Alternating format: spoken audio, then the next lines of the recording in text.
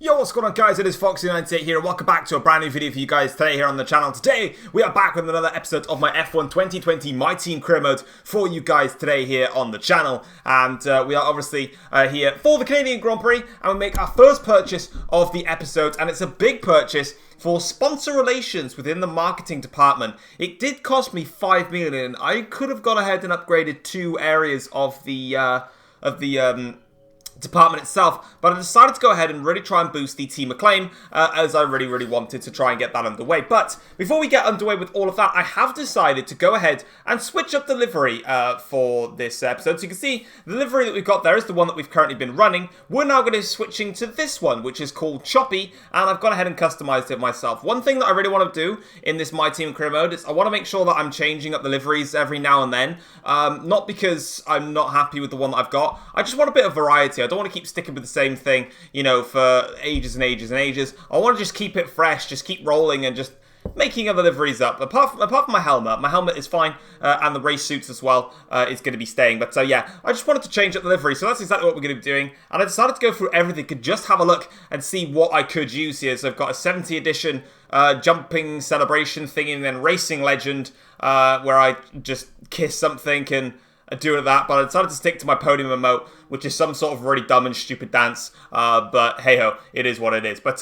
if you guys end up enjoying today's episode, feel free to drop the video a like and subscribe to the channel if you're new around here as well. And as we get into practice, here is a look at the livery in its full, as we go around and complete the programs here. This was during my race strategy run here for the Canadian Grand Prix, as we put it through its paces, and now we're going to head on into qualifying here for the Canadian Grand Prix. Crucially as well, for the first time in this series, we are going to be getting our first ever wet race. It is scheduled to rain for the race itself, but for qualifying, it's going to remain dry. So here we go then, onto our first flying lap here in Q1. Canada has normally been a very strong circuit for me, and it's also been a very weak circuit for the AIs. And that final chicane there is where you can literally gain a good 6-7 tenths of a second on your rivals as we cross the start-finish line there. And now we go 4 tenths of a second behind Sebastian Vettel, which after seeing that, realising that I was only 4 tenths off, I did decide that was going to be enough to get me through into Q2, and indeed it was. So as you can see then, eventually we come across the line in P9 there, 7 tenths of a second off, but of course we're doing everything we can and getting the car through in towards Q2. Jack Aitken again not making it at Q1. Getting a bit disappointed with Aitken, but of course I'll be sticking with him for the time being, as he is half Korean, so I'm still letting him off slightly, but really want to try and pick him up. I might try and do some performance upgrades soon to help Jack Aitken level up a little bit, just so we can get the team working a bit. Second run there, or first run in Q2 actually. I believe this was on a scrub set of tyres. I actually can't remember. But I'll tell you what though, it was a cracking lap though. 9/100ths of a second off of Sebastian Vettel's lap time there. And that was a brilliant lap there to put us only 2 tenths of a second shy of the front runners and through into Q3, only doing 1 run yet again. And all the lap time just comes out of that final sector where you can really go for it in that last chicane. And like I said, you gain so much time. But overall, of course as well, we are running with a slightly compromised setup for qualifying, because I'm aiming to look forward into the race itself. It's Q3 then, and we actually go out on a set of scrubbed soft tyres just to get our initial banker lap in and just something to visualise warm on my next flying lap, which is right now. You can see we're 6 tenths of a second up on our best lap now. So as we go in towards the braking zone here now, putting the car through its paces into the final chicane now, getting a little bit of time on the exit, take the short run to the start-finish line. It's a 108.3. It was the fastest final sector of anybody, and it's going to be P4 then for the Canadian Grand Prix, and our strong run of qualifying continues here at Canada as we now complete the laps here, and we're going to go up and get some more bonus tier XP points, but we're not too phased about that. What we're phased of is that we were only 2/1000ths of a second off of Charles Leclerc's lap time in P3 then, but it's going to be P4. It's in front of Lewis Hamilton as well, which is huge for us. And now we're going to move over to our interview with Claire, and she's going to tell me some stuff that I already know about. So starting things off, obviously, it's a relief to qualify so far at the grid. I wanted to try and make sure that I did as best as I could to help the team with my answers. Once again, she's bothering me about other teams that I just genuinely couldn't care less. So in this decided, I just said, no, I'm concerned about my own team. I don't really care about them. Yeah, like if I answered with the other one, my team acclaim is affected, but I don't know if that's good or bad. I honestly think it's quite bad if I'm praising other teams and not praising myself. So therefore, I'm just going to ignore that pretty much every single time it comes about, really. But as you can see then, we've got Jack Aiken with coming up to level 7 now on the acclaim. Notre Dame once again for what promises to be another incredible Canadian Grand Prix at a fiercely competitive circuit, where pole position can often be decided by less than 1/10 of a second. It's a tricky circuit to tackle in wet conditions, with top speed still of critical importance down the long back straight. There are 2.7 miles and 14 corners overall on a circuit that in the dry can see average lap speeds of around 130 miles per hour. We'll be lucky to get anywhere near that today.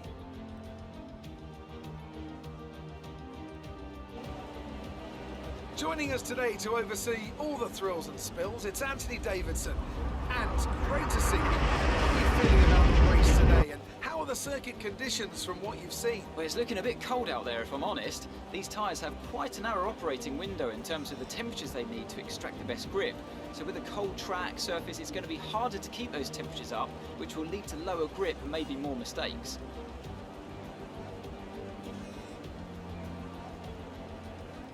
It's time to see how our drivers are stacking up after yesterday's exciting qualifying session. Sebastian Vettel will start on pole. Fantastic qualifying from the multiple world champion. And it's Valtteri Bottas that completes the front row. Looking at the rest of today's grid, we have Leclerc, Thomas, Lewis Hamilton and Verstappen, Albon, Sainz, Ricciardo and Sergio Perez, Ocon, Norris, Lance Stroll and Kvyat, Giovinazzi, Raikkonen, Roman Grosjean and Kevin Magnussen, Aitken, Gasly, Russell and Nicholas Latifi. Which of these talented drivers will come out on top today? And here we go then for the start of this Grand Prix. And as you can see, it is going to be wet conditions from start to finish. And I didn't realise that it jumped to the race intro so quickly. So yeah, whoops-a-daisy. But here we go then. We're on the grid now to start the Canadian Grand Prix. We've got 5 red lights here. And it is going to be lights out. And we go here to start the Canadian Grand Prix off. Immediately shifting into second. And what a start we've got. From 4th on the grid, we're already going alongside Vettel into turn 1. We're going to have the inside line break later than Sebastian, and already we have taken the lead of the Canadian Grand Prix. What a launch we got then versus the rest of the cars. A sensational start there against the AIs in the wet weather, and now all of a sudden we take the lead of this Canadian Grand Prix and spice it up a little bit in these wet conditions as we now try and negotiate our way through the end of the first sector here, as we're now starting to settle ourselves down, get a feel for where we can race. Obviously I've not done any racing at all on this game on in intermediate or wet conditions, so this is the first time I'm feeling the handling model for the wet weather first thing. So I'm really fascinated to see how it's going now as we flick our way through in towards the end of the middle sector. Back end slides a little bit there. Bottas now just 1/10 of a second off, but we're going to activate the ERS, which is going to be our baby today, because of course we've got no DRS for the entirety of this Grand Prix as we now go in towards the hairpin here for the first time now, and onto the long back straight then to finish off that middle sector. The gap now 1/2 a second between myself and Bottas. Yellow flag then in the background in towards the hairpin. I'm presuming they just had to pile up a little bit through there and sort of concertina effect. And yeah, losing a little bit of time on board with Bottas now as we go in towards the final chicane here. Scrolling through the cameras, we're going for the last chicane there. We get it a little bit wrong actually for there. Bottas with a great exit, and then a wheel goes onto the grass there from ourselves, and that's put Bottas in fine Vettel to go up the around the outside, and he does make it stick then, so Bottas leads, but we're going to put the car back up the inside of Bottas, retake the lead of the Canadian Grand Prix and settle that score with the Mercedes driver, as Bottas now loses out to Sebastian Vettel, who swoops around the outside of the Mercedes driver, and he's now up into second place there, as now onto lap 4 of the Grand Prix. We're finally starting to get ourselves settled down a little bit, understand where we need to do braking, accelerating, etc. with the car, and we just set the fast lap of the race so far, 122.0. That's going to come down as the race goes on, depending on the weather conditions. But for us though, all's looking well now in my seat, as I am starting to really get a feel for everything as we now slide our way on through there, taking an audacious line towards the end of the first sector. That was a little bit nervy, I'm not going to lie to you guys. And here's a replay of that actually, so we literally just drift it on through.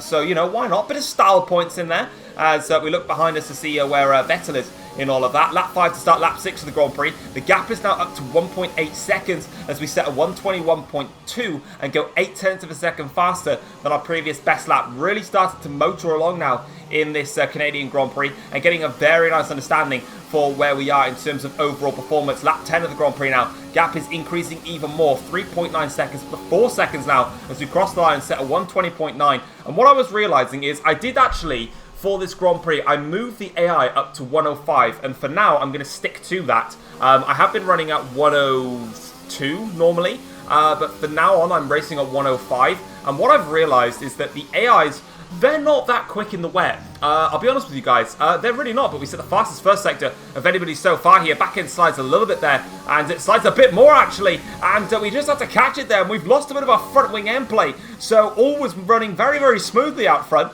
Now all of a sudden we've got a bit of a problem here because the front wing end plate has just come off, and that is actually criticism that I will put about this game. Simulation damage on F1 2020 is awfully, awfully made.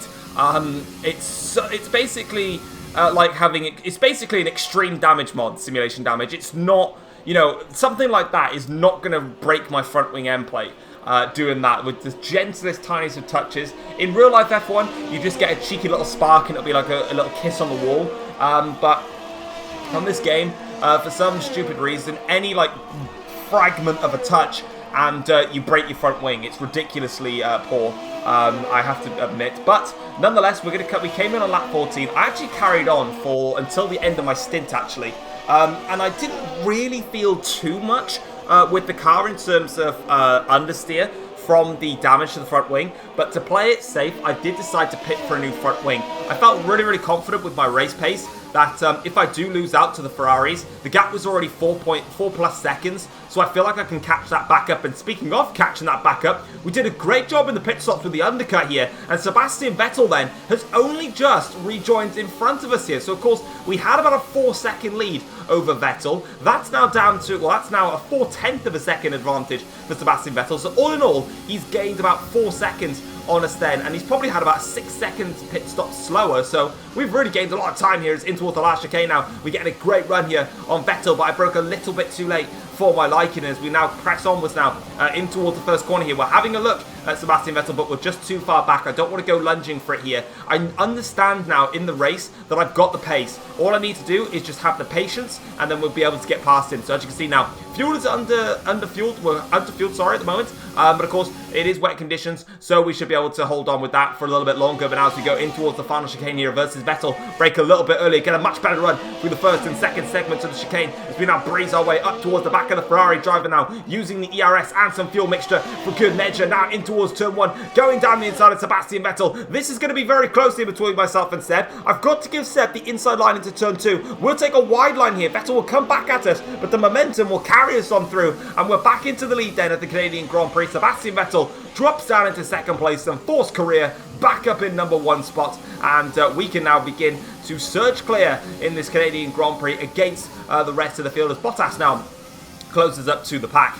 Moving to lap 25 of the Grand Prix now, and the gap is up to 3.6 seconds. Once again, we've got a yellow flag here for Lando Norris. So Norris then, with a mechanical problem, puts him out of the Grand Prix there. So commiserations for Lando Norris. But as we come across the line here, we are now, I thought we were going to improve on our best lap because we set purple first sector. This lap, though, we've set a purple middle sector here. So we could be on for something on this lap now as we come towards the start-finish line. As we're continuing to increase our advantage out front. And we set a 119.6, go 0.8 of a second faster than our previous personal best lap. And the rest of the race really was just setting fastest laps as we go ahead and beat that with a 119.6 on lap 33 of the Grand Prix. And with that being said and done, the gap is now down to 9 seconds. Lap 35 of the Grand Prix, the last lap now. I had a little bit of concerns with the tyre wear. Tyre wear is 76%. If you're unaware, if the tyres get to 75%, you're then in puncture territory range. So at any moment, the tyre could have blown out, but it didn't blow out. And overall then, as we go and weave our way to the start-finish line, it is the win at the Canadian Grand Prix.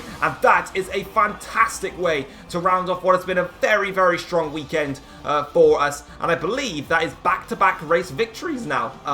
Shout out to Grosjean for driver of the day. But yeah, back-to-back race victories with the win at Azerbaijan. and the win here at the Canadian Grand Prix. And as you can see, the team are absolutely elated, and they should be, because the only reason that they're currently financing for their children is because I employed them, so they should be.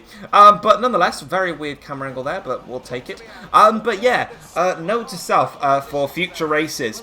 Up the AI difficulty even more when it's wet, because it's quite clear to see that the AI performances, they are weaker against you in the wet conditions. In the dry, in practice and quali, I was only quicker in the third sector, mainly because of the chicane, so I was quickest in that section. Around here in the wet conditions, shout out to my dance, by the way. I'm gonna say that every time I win a race with that. But yeah, in the wet conditions, meanwhile though, we were faster in every single sector. There wasn't a sector where I was genuinely struggling. Probably sector 2 was the closest. I was either losing a bit of time or sort of matching here or there. So that's probably where I lost all of my gains of time versus the AIs. But sector 1 and also sector 3, I do believe that I was just much quicker. Gap then 8.5 seconds, and as you can see, I think I set a 1:19.6 as my fastest lap time, and the fastest lap time from the AIs was a 1:20.6. So definitely going to up the AI difficulty for further wet races. I can see what people are probably going to be saying. They're probably going to be in the comments, this is way too easy, blah, blah, blah. At the end of the day, I don't know how fast the airs are on the wet. I've never done it before, and we're all experiencing it for the first time together. So it's a lesson for me that when it comes to a wet race in future, I need to up that difficulty to sort of rebalance out what it would have been if I did a dry race. And, you know, at the end of the day, I mean, Season 1, we're already, you know, just absolutely curtailing up front. And I presume then, you know, for Season 2, it's all a learning curve, and that's what I like the most about this career mode. You know, I may be winning a lot of winning races and getting podiums here and there, and maybe the AI is a little bit too low, but obviously I'm keeping it at 105 now for the future, and if I need to increase it, I'll increase it. If I'm not enjoying myself and I want to decrease it, I'll decrease it. I'm not looking to make myself have an absolute stress ball of a time every single time. I want to just have some fun and run with what I'm comfortable with. As you guys are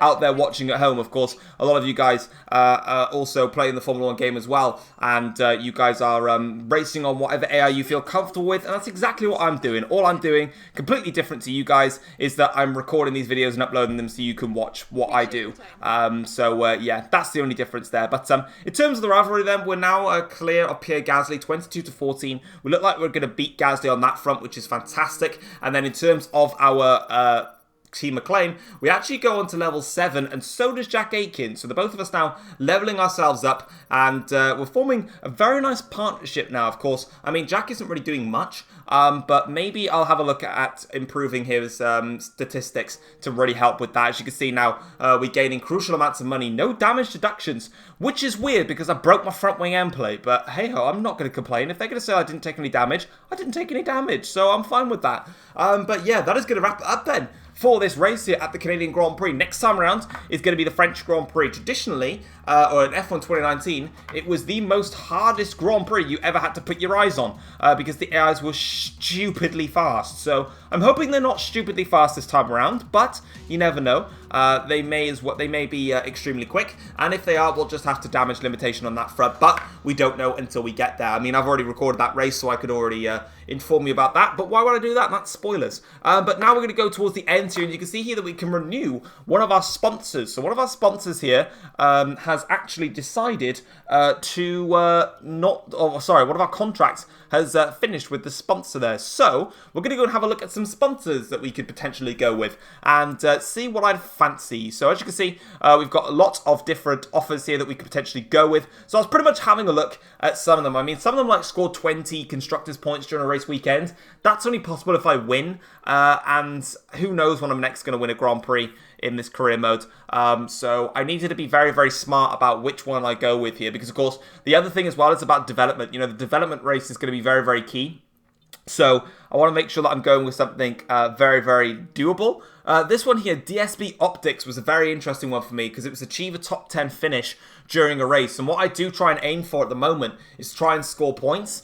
So I was very, very interested in that. And with the weekly income of 169k plus that gold bonus, I do decide to go with DSB Optics as my brand new sponsor, which we will add onto the car either during this or maybe at the start of next episode. And crucially as well, Aitken's contract expires in 21 days, which is just after the Austrian Grand Prix. So something to look at as we've got 2 more races left with him. But guys, if you have enjoyed today's episode, feel free to drop it a like and subscribe to the channel if you're new around here as well. We do make one more upgrade in this episode, which is for the ERS, for the engine power, just to help with that. But until then, guys, I don't make it in this episode. Whoops, never mind. See you next time. Take care all. Peace.